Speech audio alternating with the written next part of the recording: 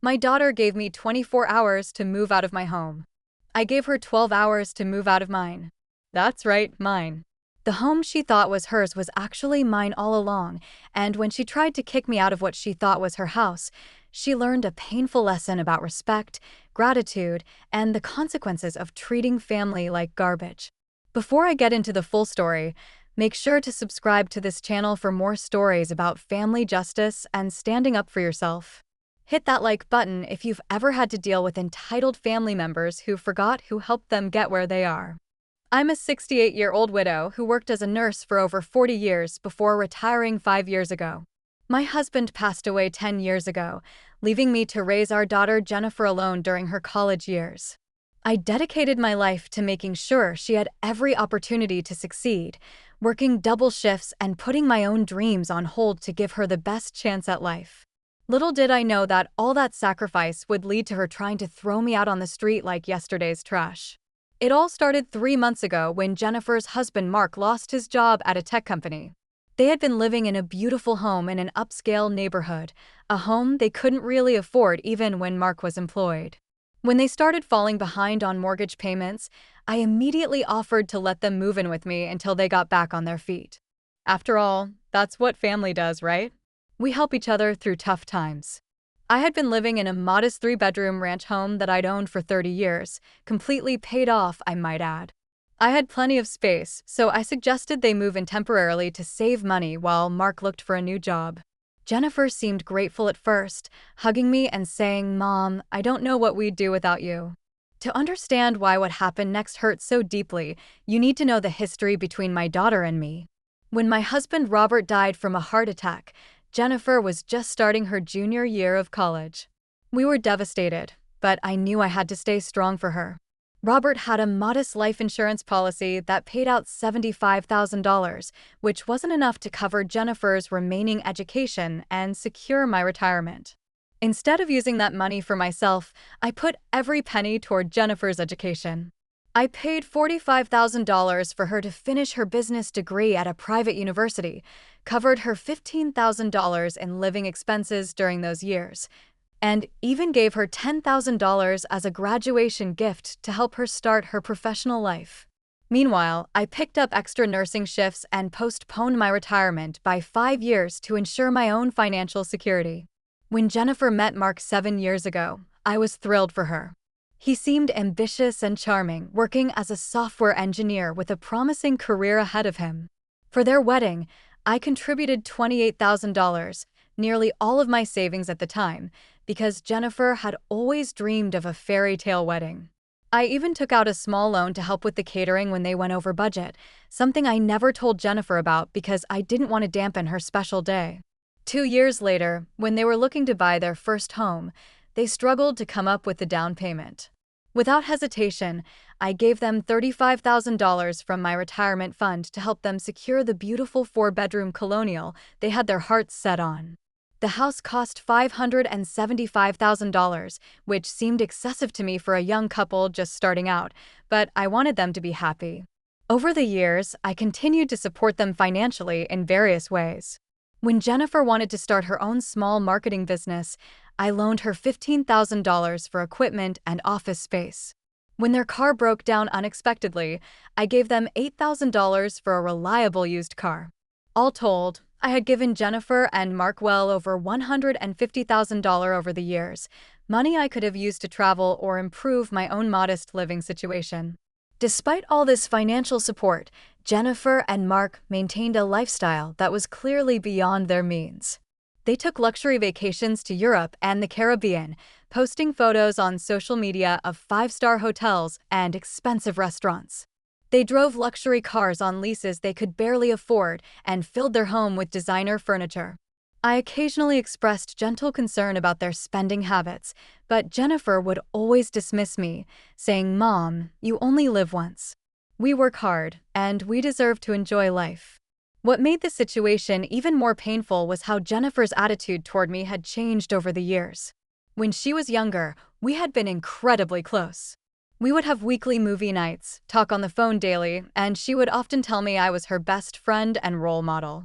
But as her lifestyle improved and she moved up in social circles, she seemed almost embarrassed by my modest living and simple tastes. She would make subtle comments about my outdated clothes or quaint home, as if I was somehow less than because I lived within my means. When Jennifer and Mark moved into my home, things were uncomfortable from the start. They brought mountains of expensive belongings that overwhelmed my modest house. Jennifer immediately started rearranging my furniture and decor, saying things like, "Mom, this place needs a serious update. It looks like a time capsule from the 90s." I bit my tongue and tried to be accommodating. After all, they were going through a difficult time, and I wanted to be supportive. I gave them the master bedroom since there were two of them and moved into the smaller guest room. I even cleared out my craft room so they could use it as an office space for their job searches. Within 2 weeks, they had completely taken over. Jennifer would criticize my cooking, complaining that I used too much salt or that she and Mark were trying to eat clean now. She would roll her eyes when I wanted to watch my favorite TV shows in the evening, saying they were boring old people shows. Mark would leave his dirty dishes in the sink, expecting me to clean up after him, and would leave his workout equipment scattered across the living room. One evening, I was preparing a special dinner to celebrate my birthday. I had bought some nice steaks and was making my famous garlic mashed potatoes, a recipe my own mother had taught me. Jennifer walked into the kitchen, wrinkled her nose, and said, "Mom, you know red meat is basically poison, right? And all those carbs? No wonder you've gained weight since retirement." I felt like I'd been slapped. I quietly replied, "This is a special occasion, Jennifer. It's my birthday." She looked genuinely surprised for a moment, then shrugged and said, "Oh, right. Well, Mark and I already made reservations at that new bistro downtown. We assumed you'd be fine on your own since you usually just watch your shows on Friday nights. We can bring you back a salad if you want." They left me alone on my birthday, not even bothering to get me a card or gift. I sat at my dining table alone, looking at the meal I had prepared, with tears streaming down my face. This was my daughter, the little girl I had sacrificed everything for, and she couldn't even spend my birthday with me in my own home. The situation continued to deteriorate over the next 2 months.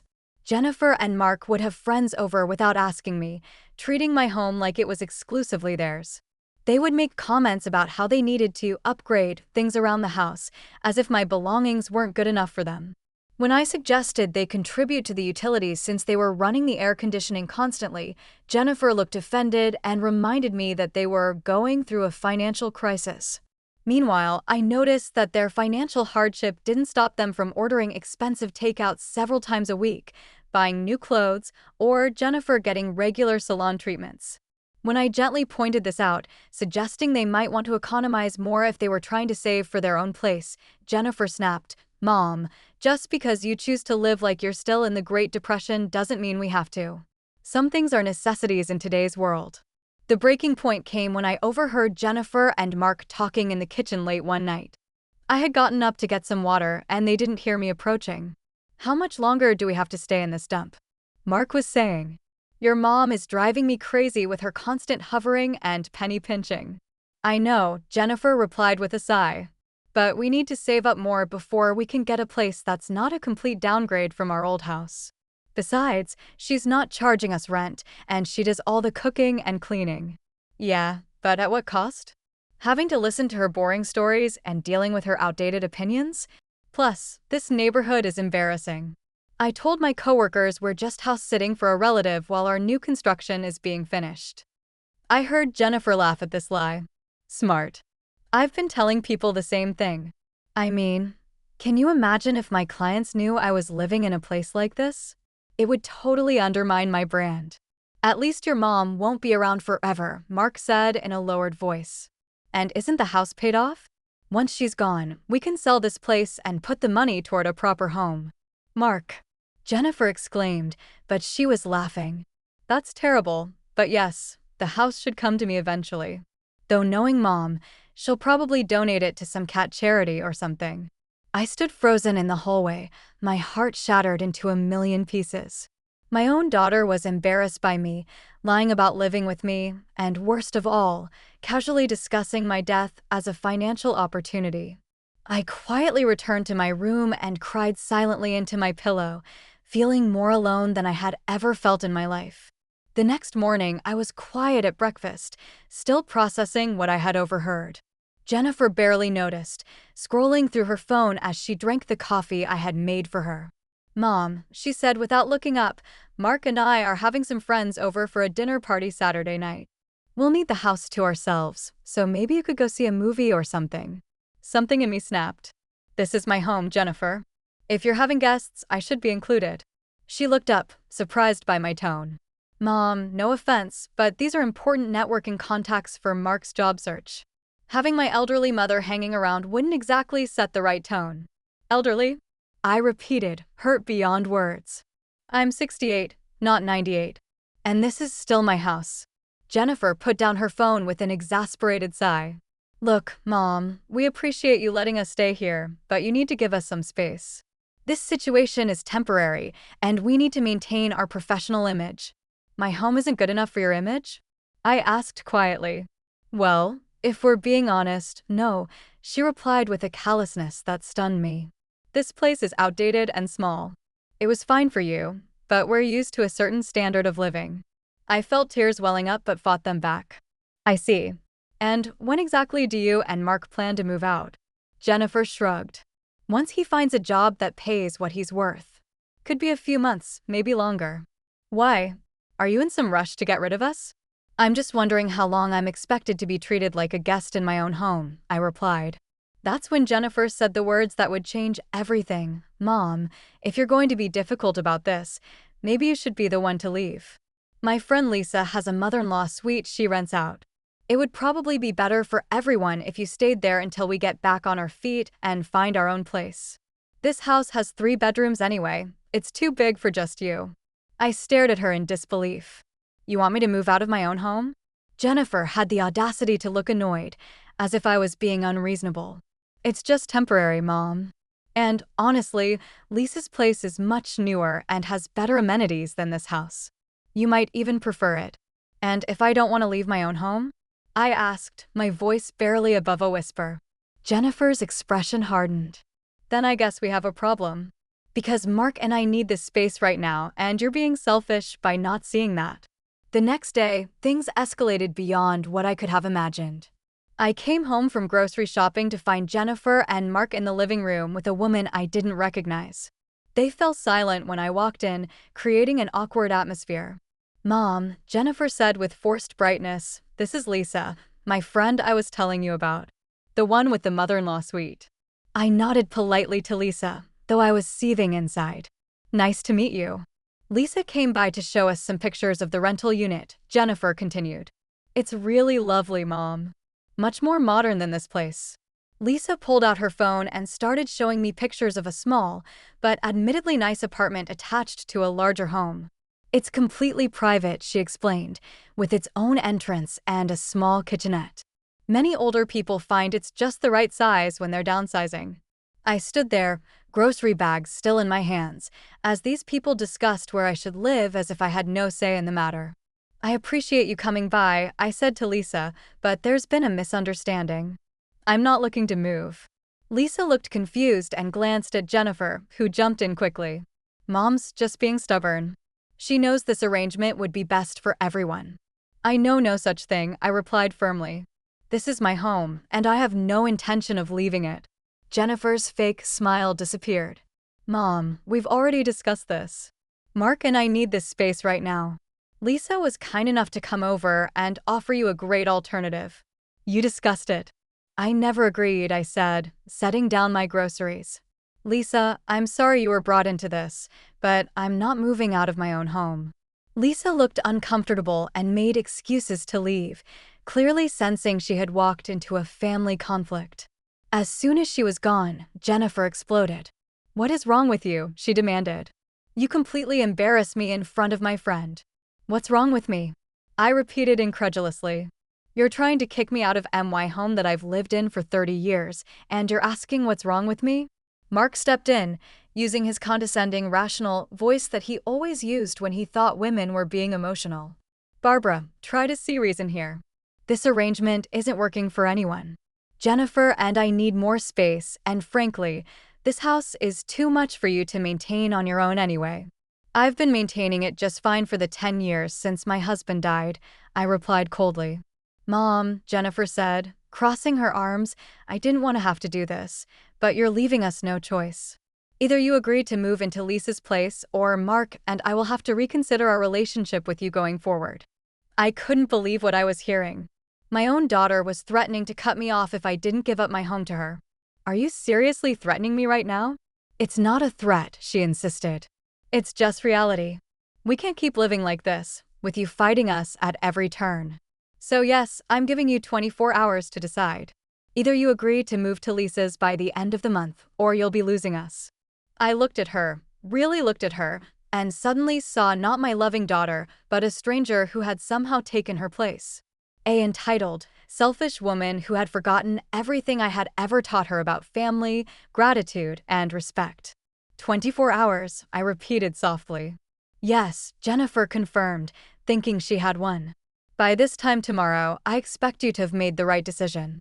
Now if you'll excuse us, Mark and I have dinner plans. They left me standing in my kitchen, surrounded by groceries I had bought to feed them, in the home I had worked my entire life to pay for. But instead of feeling defeated, something else was building inside me, determination. Because there was something about my home that Jennifer and Mark didn't know, something that would change everything.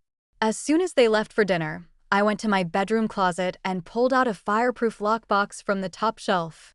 Inside were all my important documents, my husband's life insurance policy, my will, the deed to my house, financial records, and one other crucial document that Jennifer knew nothing about.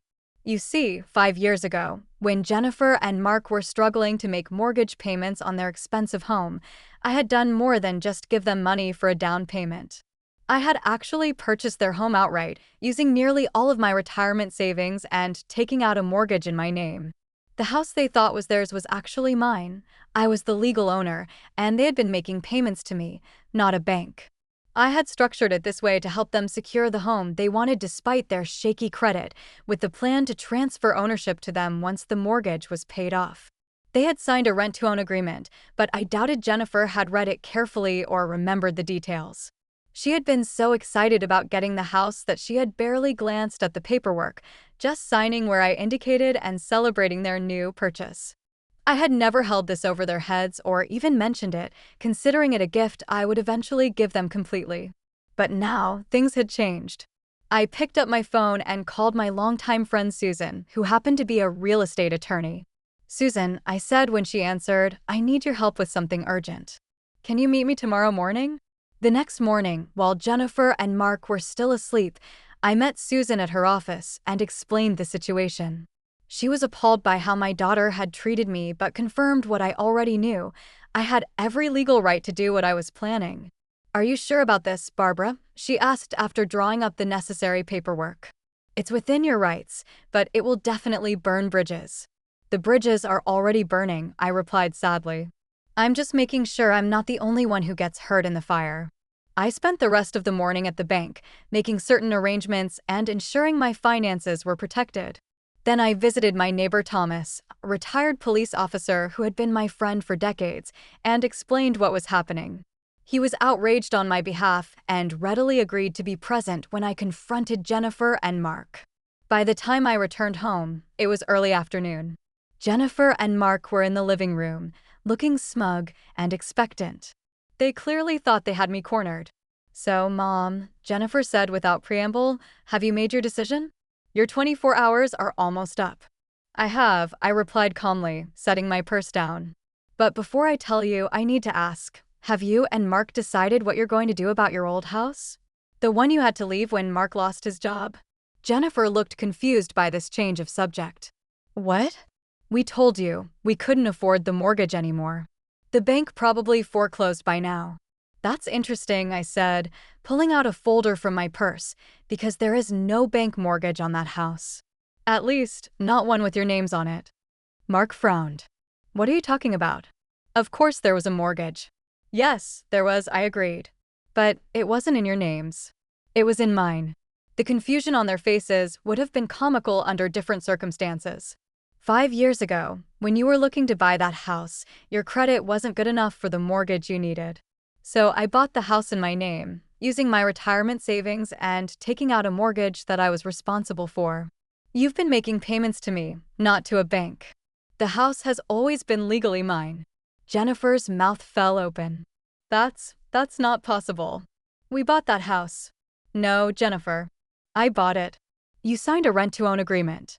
I was going to transfer ownership to you once it was paid off as a gift.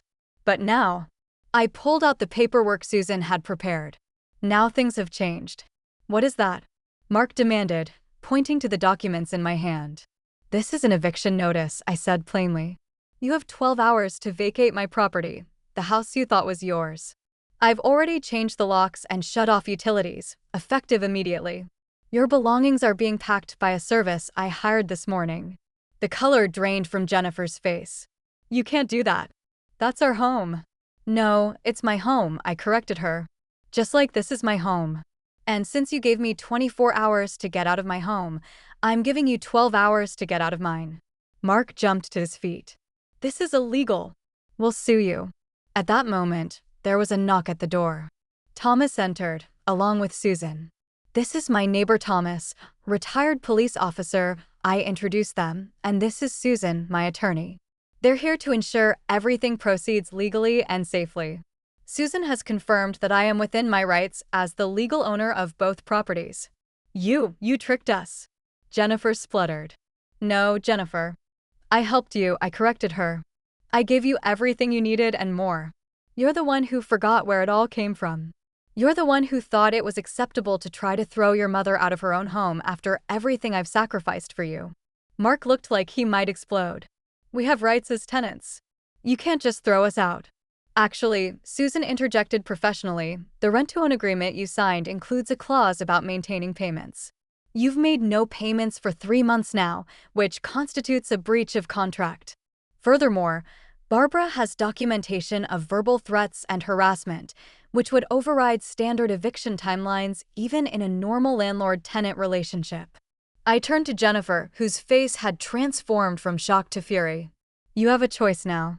You can leave both of my properties peacefully within the next 12 hours, or I can involve the authorities and make this much more complicated for everyone. Where are we supposed to go? Jennifer demanded, tears of anger forming in her eyes. Perhaps Lisa has room for you, I suggested, unable to resist the irony. Or you could use some of the money you've been spending on expensive dinners and new clothes during your supposed financial crisis to rent a hotel until you figure things out. Jennifer and Mark left 4 hours later, taking only what they could fit in their 2 luxury cars. They hurled insults and threats as they departed, but with Thomas present, they didn't dare get physical. Susan assured me that legally, I was on solid ground, and she would handle any attempts they might make to challenge my actions. The service I had hired reported that they had secured the other house and were packing up Jennifer and Mark's belongings as instructed. I had arranged for their things to be placed in storage, with the first month paid, my final act of generosity toward my ungrateful daughter. In the days that followed, I received an outpouring of support from friends and neighbors who had witnessed Jennifer and Mark's entitled behavior during their stay with me. My sister Catherine, who lives in Florida, called after Jennifer had apparently reached out to her for sympathy. Jennifer called me crying about how you'd thrown her out and taken her house, Catherine told me over the phone. I knew there had to be more to the story. After what you've done for that girl her entire life, I couldn't believe you'd do something like that without good reason. I explained everything to Catherine, who was horrified by Jennifer's behavior. You did the right thing, Barbara, she assured me. That girl needed a wake-up call. You can't spend your whole life being taken advantage of by your own child. A week later, I received a letter from Mark's mother, Linda. We had always had a cordial relationship, but weren't particularly close. Her letter surprised me. Dear Barbara, I've heard from Mark about the recent events, though I suspect his version is quite different from reality. I want you to know that Robert and I are deeply ashamed of how our son and your daughter have treated you. We raised Mark to respect his elders and to show gratitude for help received, and he has clearly forgotten those lessons. Please know that we do not condone their behavior, and we have told them as much. If there is anything we can do to help heal this rift, please let us know. With sincere regret, Linda. I appreciated her gesture, though I knew the rift with Jennifer would take much more than kind words to heal, if it ever could be healed at all. As for the house Jennifer and Mark had been living in, I decided to sell it. The housing market was strong, and I stood to make a significant profit. I used some of the money to finally renovate my own home, not because Jennifer had made me feel it was inadequate, but because I deserved to live in comfort after working hard my entire life. With the remaining proceeds, I established a college fund for my niece's children and made a substantial donation to a local shelter for women and children in crisis, people who, unlike my daughter, truly appreciated having a roof over their heads. It's been 3 months now, and I've heard through mutual acquaintances that Jennifer and Mark are renting a small apartment and have both found jobs, nothing as prestigious or high-paying as what they were used to, but enough to support themselves. Mark's parents have apparently been helping them somewhat, but with strict conditions about financial responsibility. Jennifer has made no attempt to contact me directly, though she did try to get some of her old friends to intervene on her behalf. Most of them, after hearing both sides of the story, agreed that she had brought this on herself. I don't know if Jennifer and I will ever reconcile. The pain of her betrayal runs deep, and the things she said can't be easily forgotten. But I do know this. At 68 years old, I finally learned that respect is not just given because of family ties, it's earned and maintained through actions. I refused to be discarded by the very person I had sacrificed everything for, and in doing so, I reclaimed my dignity and self-respect. Sometimes the hardest lessons in life come from the people we love the most. My daughter gave me 24 hours to move out of my home, and I gave her 12 hours to move out of mine. The difference was, both homes were actually mine all along. And sometimes, justice is as simple as remembering who you are and what you deserve. If you're dealing with entitled family members who have forgotten all you've done for them, remember that you deserve respect and gratitude. Don't let anyone, even your own children, make you feel small or unwanted in your own home. Stand up for yourself, know your worth, and don't be afraid to set boundaries, even when it's painful. Thank you for listening to my story. If it resonated with you, please like and subscribe for more stories about standing up for yourself and finding justice in difficult family situations.